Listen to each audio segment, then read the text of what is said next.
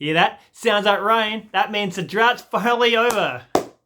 The Penrith Emus, the Penrith Shute Shield Rugby Union team has finally won the first game since 2014. That's 7 years. That's 2,471 games. You know, there's the kids who have been born and are pretty much in kindergarten who haven't seen the Penrith Emus win. You know, they beat the Two Blues, which is the Parramatta team roughly, which is the other team that Rugby Union doesn't really look after, you know. But, you know, the score was 11-7, which, you know, is a very low scoring match, especially for Rugby Union. But, you know, a win's a win, you know.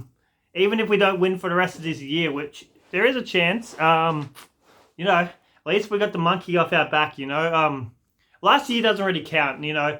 I mean, it wasn't a good year. I mean, I actually saw them lose 97-0 one afternoon. It's a great stadium, the Penrith Rugby Park. They have full-strength beer in cans, great sausage sizzle, and great crowd. Small, mainly family of the players, but it's good. It's a good afternoon. But yeah, last year didn't count because they got kicked out of the comp because they were losing too much. But really, Rugby Union made no effort into helping them. Then they got brought back last minute last year. So yeah, so can't really blame them for going bad. This year they made a few good signings. Still, Rugby Union should help out by like maybe some Super Rugby or former Wallaby players who are pretty much retired. Just give them money to play for the Penrith Emus, give the team around them some experience and stuff. I mean, Western Sydney is an area, it's owned by Rugby League, and it will probably always be owned by Rugby League, but there is a small Rugby Union faction, and the only way to make that grow is to have a successful team. So, like, look after the team. I mean, that Rugby Union player, I can't think of his name, the Roosters ended up signing him. He came from the South Sydney youth system. He's the player that the Roosters had a suck about saying, oh, he's 17, he should be in first grade, blah, blah, blah. So they changed the rules, made a 17-year-old allowed to play first grade, and they haven't used him. It's just the Roosters pushing their power, you know. But anyway, that kid, forget his name, Surly or something. He's from Glenmore Park. And from what I heard, Rugby Union were really keen on him. He probably would have been a Wallaby by now if he went. But what I heard was they were going to put him in Eastwood or Randwick.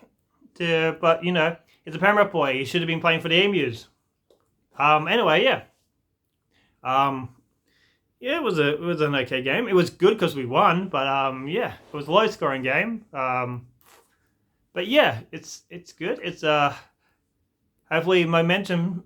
Confidence is probably the greatest asset to a team in sport, even more so than money. If you look at Leicester when they won the Premier League, there was players who sat on the bench of Chelsea and Manchester City who were all more money than that entire Leicester team combined.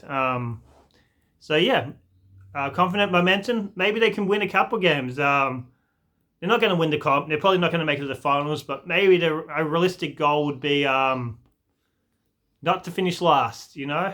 So another win would be good, but the main goal should be not to finish last, you know?